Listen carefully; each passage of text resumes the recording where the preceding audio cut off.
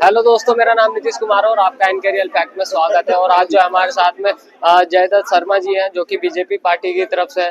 और काफी अभी जो है चुनाव का माहौल चल रहा है और काफी गर्मा गर्मी भी देखी जा रही है। तो सर, आपका हमारे चैनल पर स्वागत है। जी जी। तो अभी जैसा अगर चुनाव का माहौल चल रहा है, तो अभी आपको क्या लगता है इस बार किसकी पार्टी आएगी? अब की बार भारतीय जनता पार्टी की सरकार आ रही है। मैं आपके चैनल के माध्यम से बता दूं, हमारे बीच में पब्लिक के बीच में बहुत ज्यादा उत्साह है।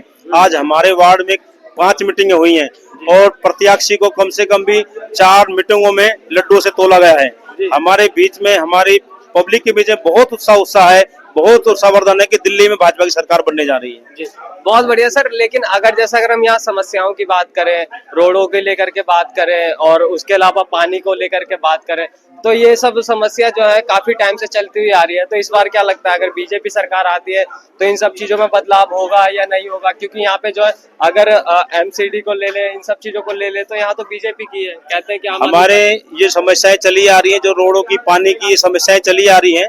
हमारे बीच में हमारे विधायक जी ने बहुत कोशिश की है। हमारे विधायक जी को फंड की दिक्कत आई है। जो सरकार बैठी है दिल्ली में, केजरीवाल सरकार, हमारे विधायकों को नहीं तो फंड दे रही है, ना पार्षदों को फंड दे रही है। बड़ी दिक्कतें आई हैं। रोड विधायक जी बनवा सकते हैं, लेकिन फंड ना मिलने के कारण इस सरकार के होते हुए हमें कोई फंड नहीं दिया गया।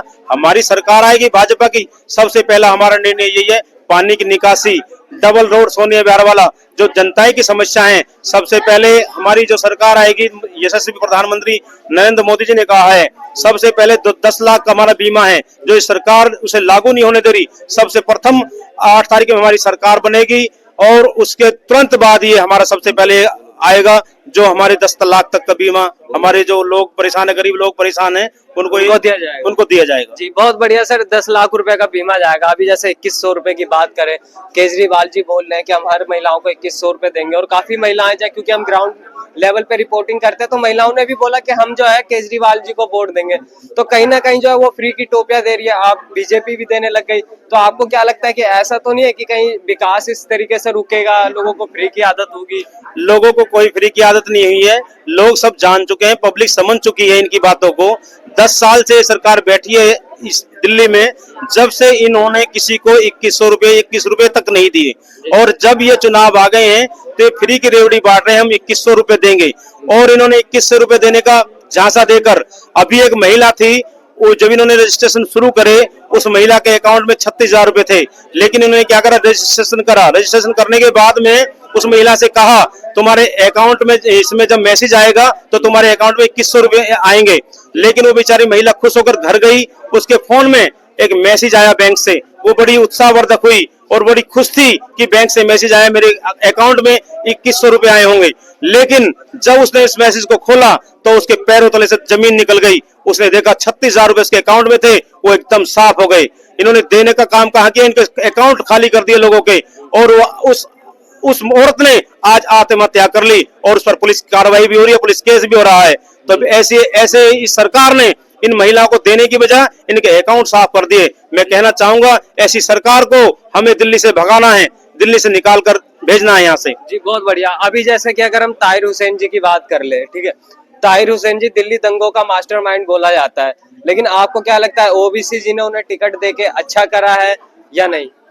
इसको टिकट देकर बिल्कुल गलत करा है। हमारे बीच में ऐसे 2 कैंडिडेट इन्होंने तारे हैं। ताहिर हुसैन वो है जिसका मैं जिक्र करूं, उन्होंने 2020 में ऐसे दंगे करवाए थे, हमारे इतने लोग मारे गए, अंकित शर्मा मारा गया, और दुनिया भर के इन्होंने दिलबर नेगी और बम, वो जो बम बनाए थे इन्होंने, पेट्रोल बम, उससे काफी लोगों को इन्होंने नुकसान पहुंचाया है। और ऐसे ही हमारे बीच में इन्होंने मनोज त्यागी को तारा है।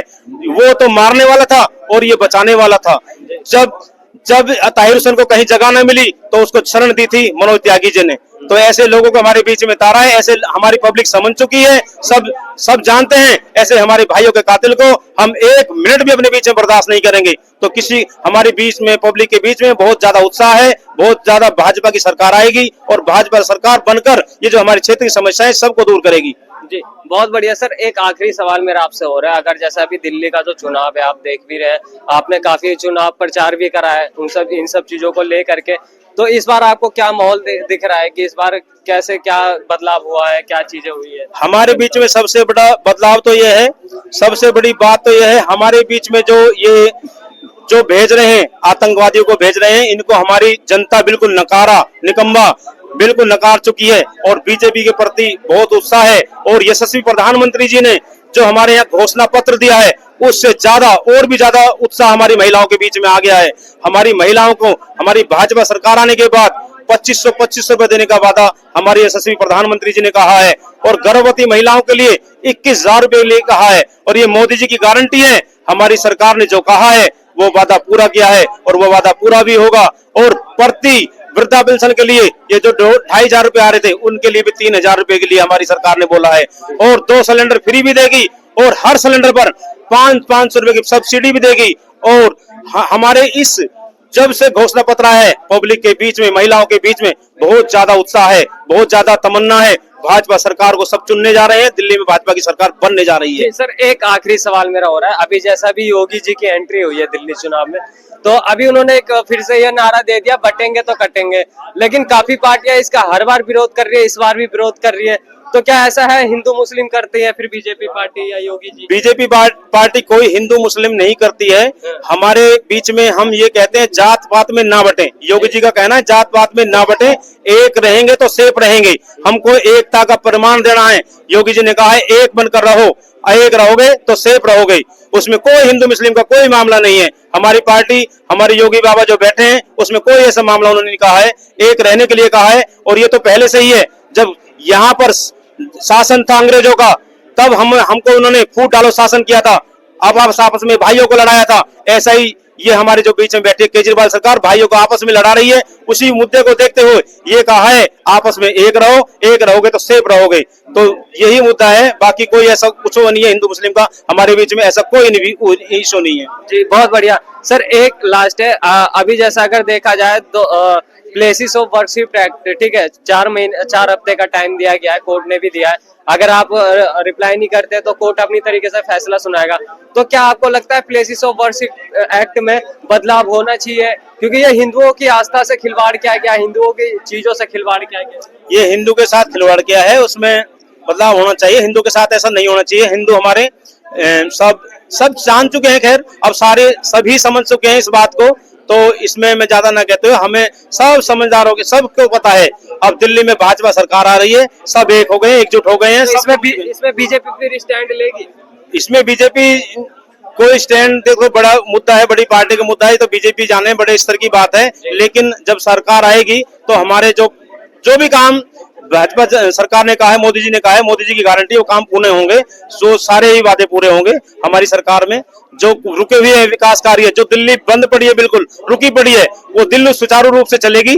10 सालों में दिल्ली का विकास कार्य वही रुका पड़ा है, सब बंद पड़ा है।